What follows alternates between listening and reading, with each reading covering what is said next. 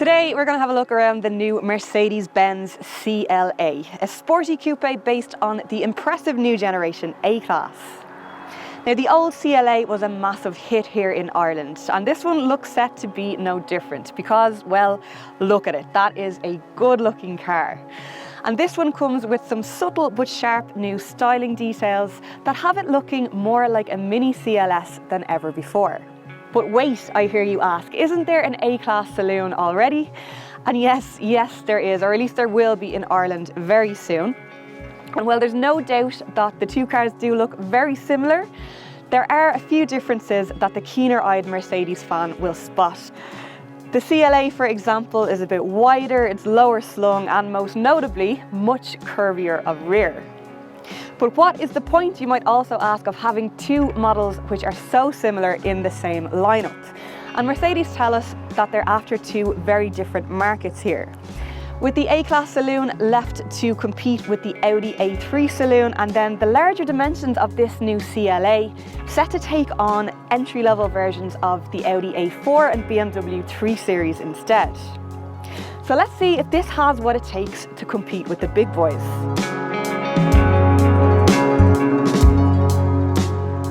It's off to a good start with the boot anyway, which at 460 litres is just 20 litres shy of an A4 and a 3 Series and 90 litres larger than the A-Class hatch. However, and we all know how biased I am towards saloon-style boots by now, it's not the most practical shape in the world. The opening is a little bit narrow and it's quite dark in there, which makes it quite hard to see exactly how much space you've got or what's in there already. Now, there are two levers which are supposed to let down the back seats, but while they do release them, they still need a little shove to go all the way down, which I can't do from back here because I can't reach it. So I have to go around and open the back door and do it from here instead, which is a bit annoying. Once you pop them back up, the space in the back is pretty decent, although definitely more hatchback sized than executive saloon if you ask me. The legroom is decent. I'm about 5'6", so it generally is for me, but headroom is a little bit on the tight side even for me. And while that sloping roofline is no doubt gorgeous to look at, it does make it feel a little bit dark and enclosed back here. Nevertheless, comfort features are quite good with plenty of storage. No central armrest, unfortunately, but you do get a couple of USB ports for charging your bits and bobs. If it's difficult to distinguish from the A-Class saloon on the outside, well then it's pretty much impossible to do so in here because the interior is identical to what's in the rest of the A range. And that is certainly not a bad thing because the new A-Class cabin is one of, if not the best new interiors to hit the market in recent years. It also comes with all the latest impressive MBUX tech. This one gets the very cool panoramic dual screen setup, and all the materials used are of the extremely high quality which you would rightly expect from a Mercedes.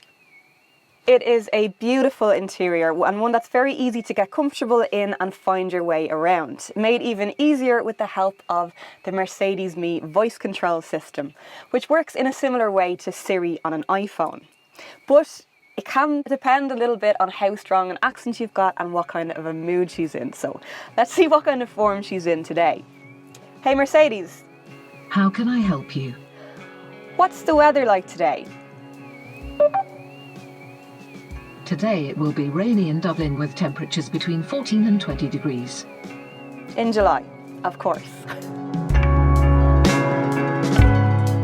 Now, the trim level setup is very similar to that of the A-Class hatch, and if you'd like more information on that, you can watch our full review of the A-Class hatch somewhere on the screen here. This is the CLA 180 that I'm driving today, which is the entry-level petrol, powered by a 1.3 litre engine pushing out 136 HP. Now, I know a 1.3 might sound a little bit puny for the size of the car, but it actually suits it really well. There's a very quick and super smooth power uptake from that lovely 7-speed automatic gearbox, and it just feels lovely and light and peppy and probably a lot more powerful than what it sounds like on paper. There are a few more potent options available, like the CLA 200 and then the 2-litre 220 and top of the range 250 with its 220 brake horsepower if you're after a proper hot coupe, if such a thing exists. There is also a diesel version available in the 180D, but really don't do that unless you really need to, because this is a car that really suits petrol power. The handling is very similar to that of the A-Class, which again is a very good thing because that's a great car to drive. It's very taut, very agile, and if anything, that extra boot tacked onto the back actually helps to increase the sense of balance. And it still corners nice and neatly and stays nicely planted, but manages to stay pretty comfortable as well over lumps and bumps. It's just good fun to drive and gorgeous to look at. And for that reason, I think I can forgive it its minor impracticalities.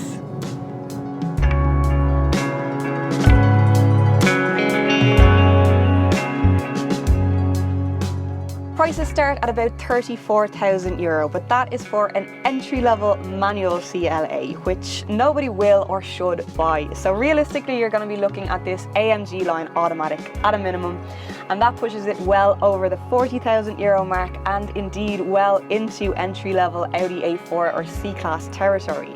But at least this one will come fully loaded for that price.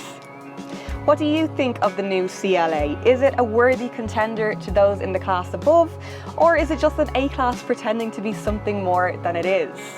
Please do let us know what you think in the comments section below. Like and share if you enjoyed the video, and if you'd like to see more like it, please hit subscribe now.